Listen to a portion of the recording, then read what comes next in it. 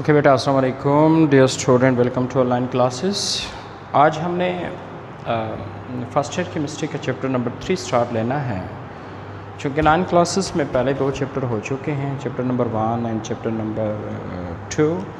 तो आज मैंने स्टार्ट लेना है चैप्टर नंबर 3 का। चैप्टर नंबर 3 का नाम है गैसेस। देखिए बेटा, आपको पता है there are 3 state of matter, वैसे 4 5 भी हम कह सकते हैं, लेकिन 3 स्टेट ऑफ मैटर है, solid, liquid and gas.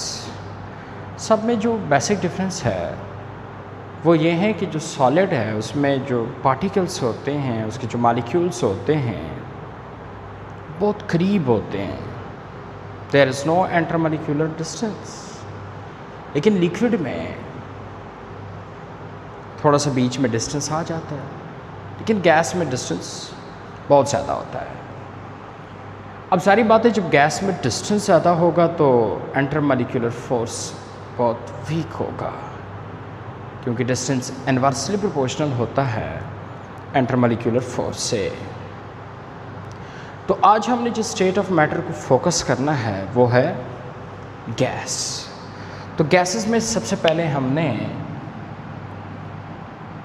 Gases law पढ़ना है कि जी what is gases law. For example मैं कोई भी एक गैस कंसिडर कर लेता हूँ, ये गैस है, बलून या कोई भी बीकर वगैरह ले, उसके अंदर गैस मौजूद है। याद रखिए बेटा, कोई भी गैस हो उनके 4 पैरामीटर्स होते हैं, pressure, temperature, volume and number of moles. किसी भी गैस के 4 पैरामीटर्स होते हैं। अब ये जो गैस बलून के अंदर है, they can exert a pressure, ये प्रेशर भी एक्सर्ट कर रहा है, इसका टेम्परेचर्स भी है, इसका वॉल्यूम भी है। क्योंकि वॉल्यूम के बारे में आप लोगों को ये पता होगा कि गैस जिस कंटेनर में होता है वही उसका वॉल्यूम होता है। फॉर एग्ज़ाम्पल अगर आप गैस को इनक्लोज्ड कर ले, बंद कर दे इस चीज़ में, तो यही इसका वॉल्यूम है। अब सब यहाँ पे सपोज मैंने गैस को बंद किया है बलून में, तो जो बलून का वॉल्यूम है that is the volume of the gas. And also gas का कुछ अमाउंट भी होता है, that is the number of moles. तो किसी भी गैस के 4 पैरामीटर्स होते हैं, pressure, temperature, volume and number of moles. अब इन पैरामीटर्स का आपस में क्या रिलेशन है, इन पैरामीटर्स का आपस में रिलेशंस क्या है। तो इन पैरामीटर्स के आपस में रिलेशनशिप के लिए कि जी हमें रिलेशनशिप का पता चले कि जिनका आपस में क्या रिलेशंस है, तो इसी के लिए हम केमिस्ट्री में गैसेस लॉ पढ़ते हैं। तो गैसेस लॉ का मेन मकसद है कि जो गैसेस के पैरामीटर्स हैं, pressure, temperature, volume and number of moles, उनके बीच आपस में रिलेशनशिप का पता चल जाए। लेकिन ये बात भी याद रखना है कि 4 पैरामीटर्स में किसी 2 पैरामीटर्स के बीच हम रिलेशंस बताएं, गैसेस लॉ रिलेशंस बताएगा। जो बाकी 2 पैरामीटर्स हैं दे आर रिमेन्स कांस्टेंट। ऐसा नहीं हो सकता कि आप प्रेशर का at the same time volume के साथ भी रिलेशन बताया, टेम्परेचर के साथ भी, नंबर ऑफ मोल्स के साथ भी नहीं। किसी भी 2 पैरामीटर्स के बीच हम रिलेशन देखेंगे, बाकी 2 पैरामीटर्स पर कांस्टेंट होंगे। सो क्वेश्चन इज़ दैट कि अगर आप लोगों से कोई पूछे कि जी गैसेस लॉ क्या है, तो आपने कहना है कि गैसेस के जो पैरामीटर्स है 4, pressure, temperature, volume and number of moles, उनके बीच रिलेशनशिप्स बताना, that is known as gases law. अब 3 मेन गैसेस लॉ है जिनको हमने फोकस करना है। एक Boyle's law, Charles law and Avogadro law. वैसे Graham law of diffusion and diffusion भी है, डाल्टन लॉ ऑफ प्रेशर भी है, पार्शियल प्रेशर। मेन 3 हम डिस्कस कर रहे हैं। Boils law, Charles law and Avogadro law. Boyle's law जो है ये प्रेशर और वॉल्यूम्स के दरमियान रिलेशनशिप बता रहा है कि जी प्रेशर और वॉल्यूम का जो रिलेशन है ये इन्वर्स है, मतलब इनके बीच इन्वर्स प्रोपोर्शनैलिटी है। ये वर्ड जो मैंने यूज़ कर दिया प्रोपोर्शनैलिटी, ये ज़रा सीखे ये प्रोपोर्शनैलिटी क्या होता है। बेटा प्रोपोर्शनैलिटी अक्सर लोग मैंने देखे हैं गलत मतलब लेते हैं कि जी एक बढ़ रहा है दूसरा भी बढ़ रहा है, या एक बढ़ रहा है दूसरा कम हो रहा है, दैट्स प्रोपोर्शनैलिटी। नो, प्रोपोर्शनैलिटी का एग्जैक्ट मतलब होता है कि एक अगर बढ़ रहा है, जितना बढ़ रहा है तो दूसरा उतना ही कम हो या उतना ही बढ़े, मतलब एक जितना बढ़ रहा है तो दूसरा भी उतना ही बढ़े, या एक जितना कम हो रहा है तो दूसरा उतना भी कम हो, दैट इज़ प्रोपोर्शनैलिटी। हाँ, अगर डायरेक्ट प्रोपोर्शनैलिटी की बात कर रहे हैं, सपोज़ एक 10 गुना एक चीज़ 10 गुना बढ़ रहा है तो दूसरा भी 10 गुना बढ़ना चाहिए। हाँ, सपोज़ एक चीज़ 10 गुना बढ़ रहा है, दूसरा बढ़ रहा है लेकिन 8 गुना बढ़ रहा है, नहीं, ये प्रोपोर्शनैलिटी नहीं है। तो प्रोपोर्शनैलिटी का मतलब होता है कि जो जितना बढ़ रहा है दूसरा भी उतना ही बढ़े, या जो जितना कम हो रहा है दूसरा उतना ही कम हो, दैट इज़ प्रोपोर्शनैलिटी। हाँ, एक डायरेक्ट प्रोपोर्शनैलिटी है, एक इन्वर्स है। डायरेक्ट का मतलब है कि सपोज़ एक चीज़ 10 टाइम्स इंक्रीज़ हो रहा है तो दूसरा भी 10 टाइम इंक्रीज़ हो। एक चीज़ 20 टाइम इंक्रीज़ हो रहा है तो दूसरा भी 20 टाइम डिक्रीज़ हो।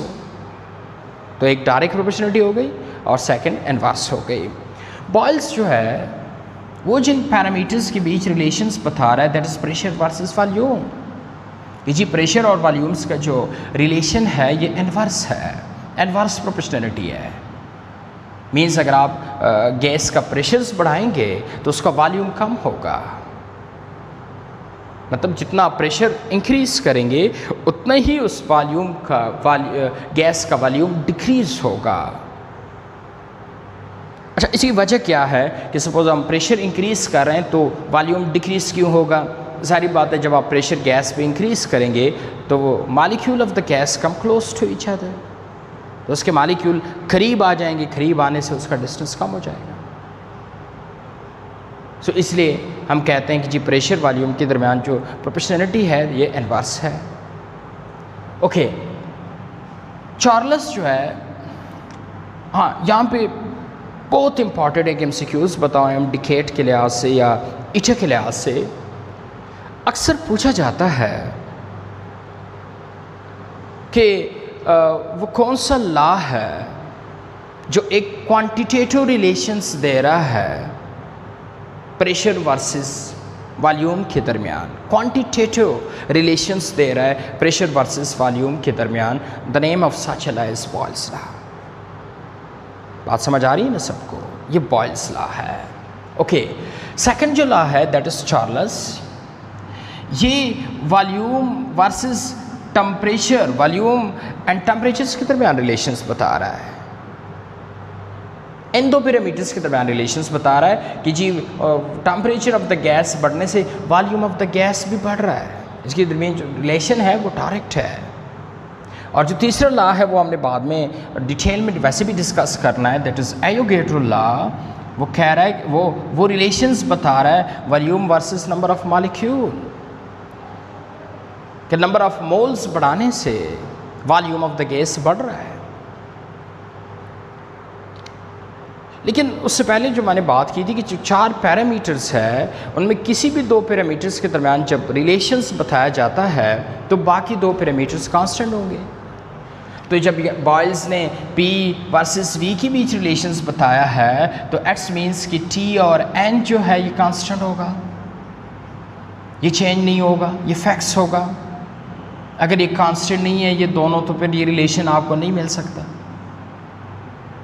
जब V और T के दरमियान रिलेशंस बता रहा है तो बाकी जो पैरामीटर्स है P and N they are remains constant, और यहाँ पे P and T is constant. तो मतलब है कि 4 गैसेस लॉ है, 4 पैरामीटर्स ऑफ द गैस है, pressure, temperature, volume and number of molecule. तो उन्हीं पैरामीटर्स में किसी भी दो पैरामीटर्स के दरमियान जो रिलेशंस बता रहा है दैट इज़ गैसेस लॉ। हाँ, ऐसा कोई भी गैस लॉ नहीं है जो इन सब के बीच इकट्ठा रिलेशंस बताए। हाँ, हमारे पास एक इक्वेशन ज़रूर है, एक इक्वेशन हमारे पास ज़रूर है जो मैंने बाद में डिस्कस करना है, that is PV is equal to nRT, that is ideal gas equation. Equation एक ज़रूर है जो इन सब के बीच रिलेशंस बता रहा है, PV and T, R is gas constant, ये कांस्टेंट है। लेकिन ये जो इक्वेशन है ये इन तीनों लॉ के कम्बिनेशन से आया हुआ है, तो इसका मतलब है कि ऐसा कोई भी सिंगल लॉ नहीं है जो एट द सेम टाइम सब पैरामीटर्स के बीच रिलेशंस बताए। हाँ, ये कोई भी लॉ किसी भी दो पैरामीटर्स के दरमियान रिलेशन बता रहा है, बाकी दो पैरामीटर पर रिमेंस कांस्टेंट हो गए। तो सबसे पहले हमने फोकस करना है गैसेस लॉ में से बॉयल्स लॉ को कि जी व्हाट इज़ बॉयल्स लॉ। तो नेक्स्ट जो इंशाल्लाह मैं ऑनलाइन लेक्चर्स दूंगा बड़े डिटेल में इंशाल्लाह वो बॉयल्स लॉ पे दूंगा। तब तक के लिए अल्लाह हाफिज़।